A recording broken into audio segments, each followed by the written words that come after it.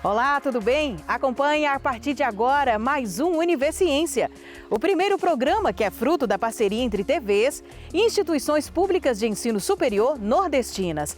Aqui a gente conhece as produções científicas dessas instituições. Veja agora algumas delas. O projeto da Universidade Estadual da Paraíba utiliza relógios inteligentes para propor melhoria na qualidade de vida de pessoas da terceira idade. Pesquisa do Instituto Federal Baiano pretende incentivar a meliponicultura no estado. E na Universidade Estadual do Sudoeste da Bahia, uma pesquisa ligada à leitura devolve a dignidade dos apenados. Isso e muito mais você confere agora no Univerciência.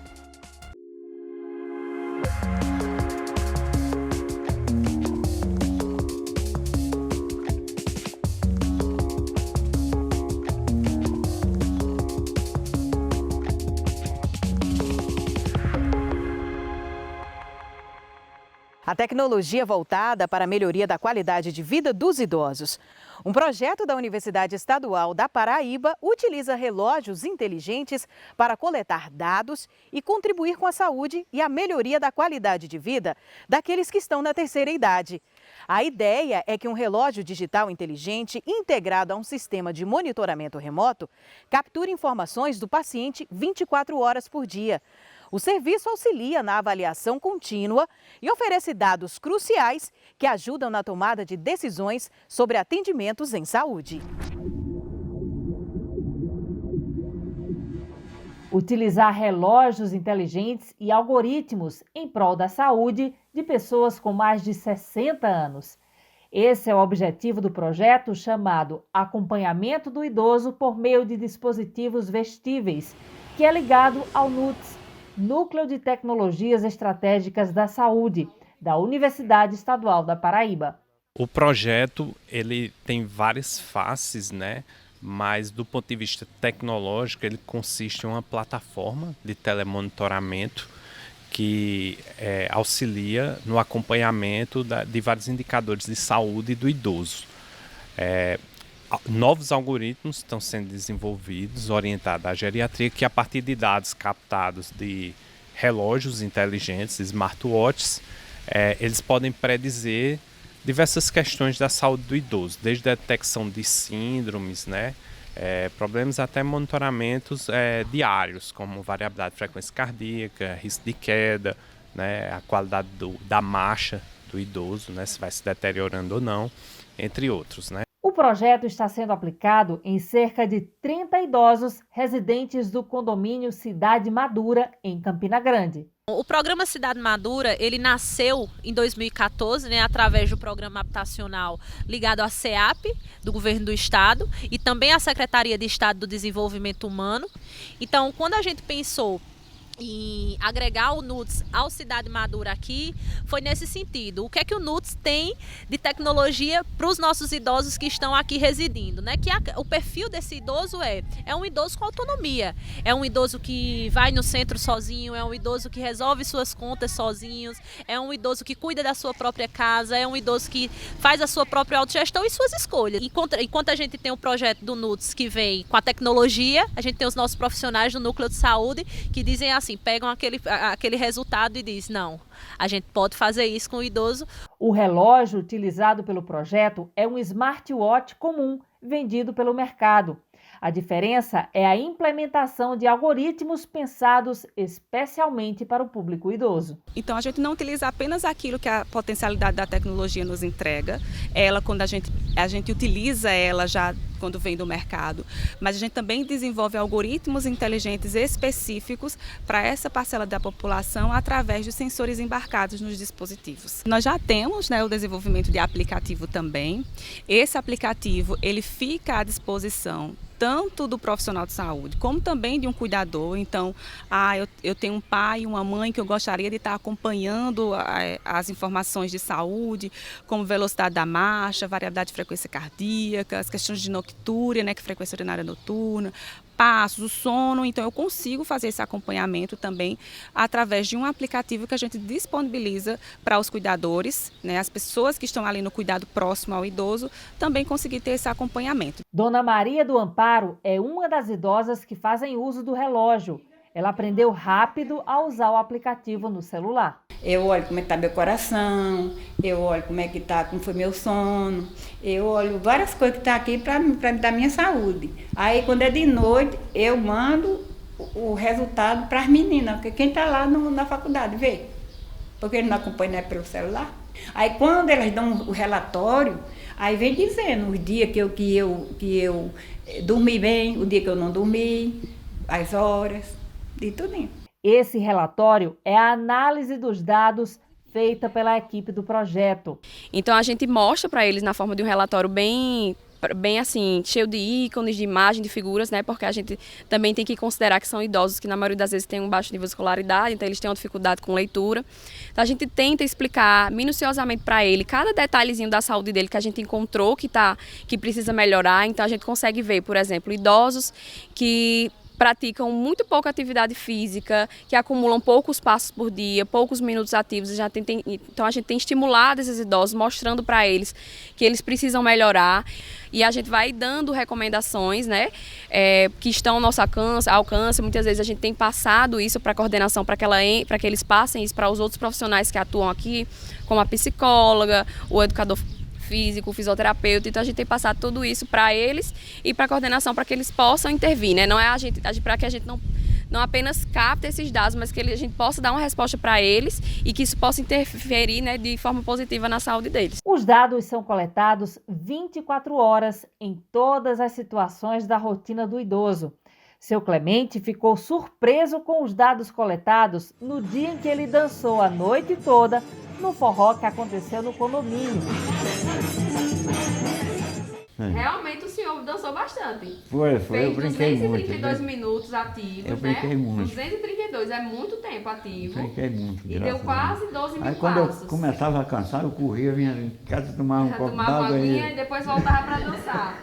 E andou e percorreu quase 8 km, realmente.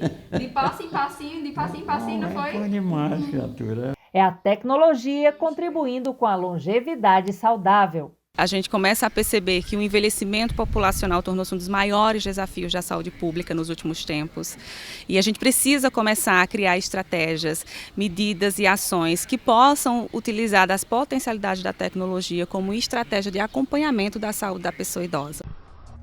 E veja daqui a pouco, o som do berimbau é tema de pesquisa do Instituto Federal do Maranhão. É depois do intervalo.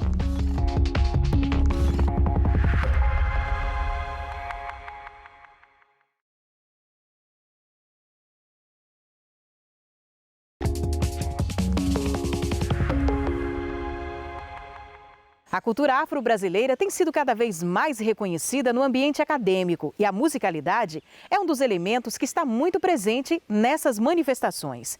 E foi nesse sentido que o professor Rodrigo Quintanilha e a bolsista Jamila Soares desenvolveram um projeto de pesquisa com a Capoeira Angola. A função sonora dos berimbaus e como tocam na condução das rodas são questionamentos da pesquisa. As atividades permitiram conhecer também detalhes de outras manifestações de matriz africana, como o samba de roda e o tambor de crioula, levando mais desses ritmos contagiantes para o Instituto Federal do Maranhão, Campus Pinheiro, no Maranhão.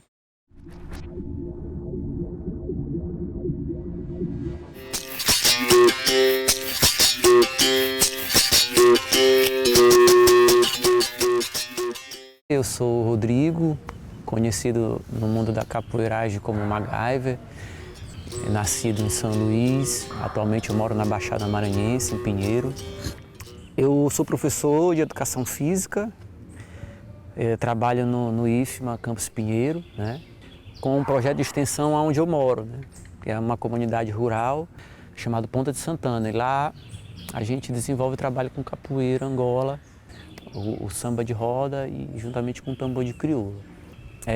Ano passado teve um edital de fomento à arte e cultura no IFMA. Eu inscrevi um projeto que já vinha sendo trabalhado, né, enquanto pesquisador e praticante de capoeira sobre musicalidade na capoeira, né, especificamente sobre a função sonora dos berimbaus, né? O que o berimbau deve fazer, por que o berimbau faz determinada determinado toque na capoeira, né? Isso instigou bastante a gente, porque a musicalidade na capoeira é muito importante, né? Porque ela que conduz o ritual, né? Ela que dá toda a condução para uma roda de capoeira. As pesquisas que balizaram mais essa nossa trajetória foram estudos na área da música, né? De etnomusicologia. A gente compreende que o estudo das manifestações de matriz africana, né, que tem uma base percussiva muito forte, rítmica e poética, né, muito envolvente, que foge um pouco desse tradicionalismo do universo da música erudita. Nos últimos tempos ela vem sendo bastante valorizada, inclusive no ambiente acadêmico, né? Tem o estudo da Flávia Canduzo, né? E temos o estudo da Priscila Galo, né? Ambos são duas teses da Universidade Federal da Bahia, e da Flávia Castineste Diniz é uma dissertação, né? Que fala sobre os trânsitos musicais da capoeira Angola. Esse foi um estudo que mais a gente se aprofundou, né? Essas pesquisas elas apontam que tem muita referência do trio dos berimbaus com a tríade do tambor de crioula, né? Não só do tambor de crioula, mas das manifestações afro-religiosas dos três tambores, né? Parte de toques dos berimbaus se deve muito à manifestação afro-religiosa do candomblé e do samba de caboclo, né? Por exemplo, os ostinatos, né, que eles chamam do gan, que é o agogô, né, que a gente chama, os berimbaus, eles conseguem reproduzir muito os toques com base nos ostinatos do gan. Então, é muito interessante porque existem vários estudos hoje com essas musicalidades que fogem desse padrão eurocêntrico, né, que é muito próprio da nossa característica afro-brasileira, está no nosso dia a dia, né? Que é o tambor de crioula, que é o samba de roda, que é a mina aqui no Maranhão, o candomblé, a capoeira, né? A gente fez o projeto, inscrevemos e teve uma bolsista, a Jamile, que até concluiu agora o ensino médio lá no IFMA. Foi um período complicado porque era período de isolamento social, né? Os contatos para desenvolver o projeto foram através de contatos online, né? Foi desafiador, tanto para mim quanto para ela, né? Eu aprendi bastante, foi uma experiência nova que eu nunca tinha contato, é uma coisa mais profunda, nunca tive isso. Como é que se formou os toques, por que é tão importante essa cultura. E tive várias experiências para mim sobre como é que a capoeira é tão importante para os negros, né? Além de nunca ter praticado capoeira e não ser conhecedora e nem vivenciar manifestações afro, ela era evangélica, ela é evangélica. A gente conseguiu fazer com que ela participasse desse projeto, né? Sem em nenhum momento haver conflito em relação a isso, tanto da parte da família, quanto da parte da orientação religiosa, dos líderes religiosos dela, entendeu? Uma pesquisa dessa natureza, ela ajuda a gente desmistificar, desconstruir muitos preconceitos, né? Para apoiar e subsidiar futuros estudos, não só com a capoeira, mas com a música em geral. E é isso. Eu só agradeço o convite de estar participando com vocês desse trabalho. Valeu, um abraço. Você já ouviu falar em meliponicultura? É a atividade de criação de espécies de abelhas sem ferrão, também conhecidas como abelhas indígenas, abelhas nativas ou meliponíneos. A meliponicultura tem como principal objetivo a produção de mel, própolis, pólen e resinas, mas também atua na produção e multiplicação de colmeias, tanto para a venda de enxames, melhora na polinização das plantas, como para a preservação das espécies e conservação da biodiversidade.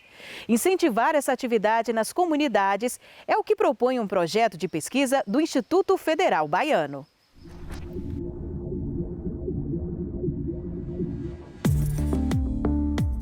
A pesquisa na qual eu estou trabalhando, ela busca a gente ter uma comprovação quantitativa sobre a viabilidade econômica, social e ambiental da meliponicultura.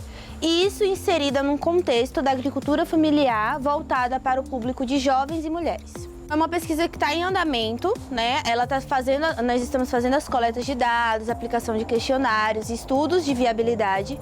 E ele vem se mostrando que, de fato, a meliponicultura ela é uma atividade prática, né, que de fácil acesso para a agricultura familiar.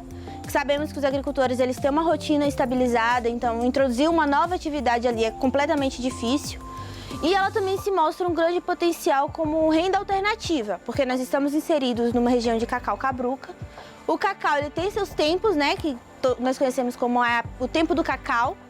E entre o cacau e outro, o que se produz renda? Então nós estamos tentando comprovar que a meliponicultura pode ser uma fonte de renda alternativa, além também da gente fazer um estudo sobre o retorno social de um projeto existente nessas comunidades que estamos trabalhando, que é o projeto Uruçu na Cabruca. A pesquisa da Nádia é bem interessante porque a gente consegue juntar dois elos da instituição. A gente consegue juntar a extensão e a pesquisa. Então, muitas vezes, a partir da pesquisa, a gente pega aquele resultado e leva para a extensão. No caso da Nádia, é o caminho contrário, a extensão levando para a pesquisa. Então, a gente tem, a Nádia visa avaliar essa viabilidade econômica, social e ambiental, né, da meliponicultura com as comunidades, especificamente com mulheres. Mas quantitativamente, né? Como é que isso vem? Como é que isso se transcreve, né, em pesquisa, em números? Então a importância da Nádia é justamente trazer isso. Trazer o que a extensão, né, esse trabalho com as comunidades consegue traduzir social, econômica e ambientalmente. Atualmente, nós estamos trabalhando em torno de 12 comunidades dentro do projeto, alcançando 5 municípios diferentes. São em torno de 90 agricultores que estão sendo acompanhados pelo projeto Uruçu na Cabruca. O meu projeto ele vai se focar dentro desses 90 para os jovens e mulheres. Por que jovens e mulheres e não todo mundo? Hoje nós temos uma grande questão que são os jovens saindo nas áreas rurais para as grandes cidades. E a meliponicultura é uma atividade de fácil manejo, pouco tempo de investimento. Então a gente vai tentar trazer esses jovens de volta para as zonas rurais através da meliponicultura e também o empoderamento feminino através da meliponicultura como uma fonte de renda para ela.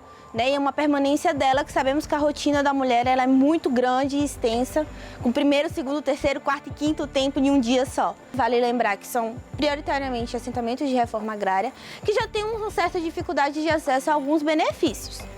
Então a gente vai tentar analisar isso junto a eles e quem sabe posteriormente fazer um comparativo entre qual a diferença de um público de assentamento de reforma agrária para o que conhecemos hoje como o agricultor familiar tradicional. A gente está agora na parte de campo, né, que é a parte das coletas de dados e aplicações de questionário. Os próximos passos eles vão ser mais voltados para o interno, que é a análise estatística desses dados e a aplicação do método SORI, que é o método do retorno do investimento social pela organização, que realiza o projeto Uruçu na Cabruca. Depois disso, esses dados serão divulgados nas mais diversas formas possíveis, via aplicativos de mensagens, redes sociais, a própria instituição, né, o IF Baiano, através de oficinas, durante eventos como a Semana de Ciência e Tecnologia. A gente vai tentar resumi-lo de uma forma de um folder, por exemplo, para ser publicizado de uma forma que os agricultores entendam o que ali está dito, porque a gente sabe que a linguagem científica ela é inúmera, é grande e complicada. Então a gente vai tentar fazer isso um pouco mais sintetizado para os agricultores também entenderem que ali é o ator principal são eles e não só a academia. Inicialmente a gente vai para famílias, apresenta o que é o projeto, então tem algumas que não aceitam de cara e depois que vê o projeto andando, vê que realmente é algo legal e vem e chegam a se inserir, né, dentro. E assim, por serem abelhas nativas, abelhas sem ferrão, então já não tem tanto receio. Mas eles estão super felizes, estão aceitando bem o andamento do projeto, das atividades. Temos os produtos diretos, que são as próprias colônias, o mel, a geoprópolis e seu extrato, o samburá ou pólen, né? E temos os produtos indiretos, que é, por exemplo, uma consultoria, um curso de manejo, uma palestra sobre educação ambiental. Então, nós temos vários produtos aí em larga escala, tanto que vão beneficiar a parte ambiental, como a parte social, principalmente, e a parte econômica, que é a renda que aquilo vai me gerar. Então, a gente pode idealizar vários trabalhos de uma restauração de APP, por exemplo, que é a área de preservação permanente, voltada para a meliponicultura. Então, a gente vai agregar o mel, vai agregar a produção das frutas e vai agregar a preservação daquele ecossistema e gera renda para aqueles jovens e mulheres e, por que não, para toda a família da agricultura familiar.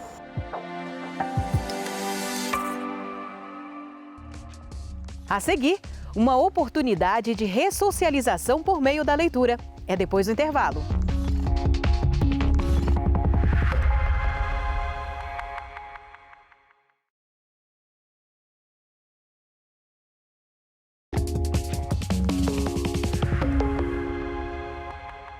Uma oportunidade de contribuir para ressocializar apenados do nosso sistema carcerário. Assim pode ser definido o projeto Remissão pela Leitura, que permite aos internos a possibilidade de redução da pena por meio da leitura. E de acordo com a Lei de Execuções Penais, a remissão se dá pelo trabalho, pelo estudo e pela leitura. E na Universidade Estadual do Sudoeste da Bahia, esse projeto desperta a curiosidade de uma pesquisa.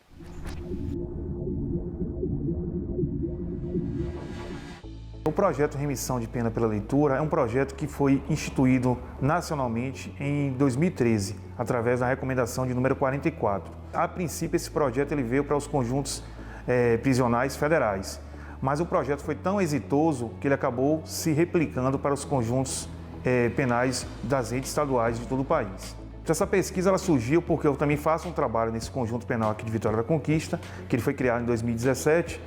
Então, eu pensei, por que não associar essa pesquisa da remissão, esse trabalho da remissão da pena pela leitura, com o meu trabalho educativo naquele conjunto penal. Eu pensei, por que a gente pegar a questão da educação, associar com a remissão, e aí busquei o seguinte, trabalhar a questão de uma sequência didática, ou seja, pegar a questão de trabalhar com esses internos, como é que esse livro chega até eles, o que é que esse livro está ajudando no processo de letramento deles, e quais são as possibilidades que isso vai ajudar ele no processo de reintegração social.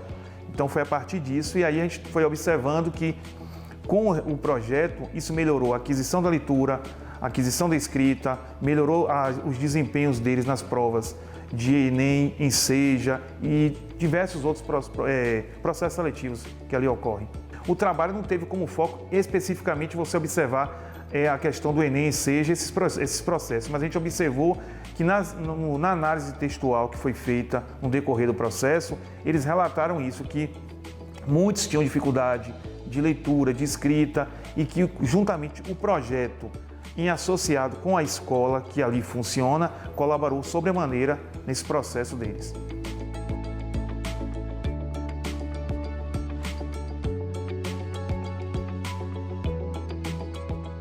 Porque no sistema prisional você tem internos que são chamados de sentenciados, que é aquele que já tem sentença, então já sabe quanto tempo vai passar no sistema prisional, e os que estão aguardando sentença, são chamados provisórios. Esses presos do regime fechado, eles acabam tendo muito mais tempo lá de cumprimento de pena. Então a gente pensou, como a pesquisa, um mestrado se desenvolve ao longo de 2 anos, é necessário que a gente tenha internos que passem no mínimo 2 anos ali. Então esse foi um recorte. Então a gente pegou uma galeria, chamada Galeria A dos sentenciados, para trabalhar com eles. E a gente pegou, a princípio, uma turma da sala de aula, porque para como o sistema prisional tem toda uma logística, então não é fácil você fazer um trabalho de levar celular, levar gravador, tem todo um processo. Então, como já eram alunos da escola, isso facilitou. Pegamos alunos, 20 alunos de uma sala de aula da Galeria A, e depois a gente foi recortando, fazendo um recorte até chegar em 5 alunos, que foi 5 alunos que foram entrevistados e foi analisado, fizemos uma análise textual dos discursos deles para perceber esses resultados que foram comprovados na pesquisa. Esse projeto ele tem como foco despertar a leitura, a questão da leitura e do letramento nos ambientes prisionais, que são tão carentes de ensino, de trabalho, e a leitura é um fator primordial. E aí, a partir da leitura desses livros, eles teriam direito não só a questão da remissão, que ou seja, cada livro lido mês, eles têm 4 dias de remissão.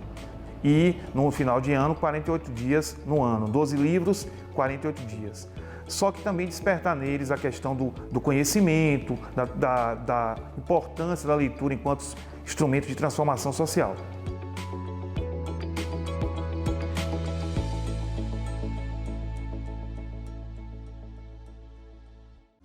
E o Universiense de hoje fica por aqui. No próximo programa, traremos mais pesquisas para você conhecer. E você já sabe, se tem alguma dúvida ou sugestão, envia para o nosso e-mail universiencia@uesb.edu.br, que a gente explica por aqui num outro programa. Tchau, tchau e até lá!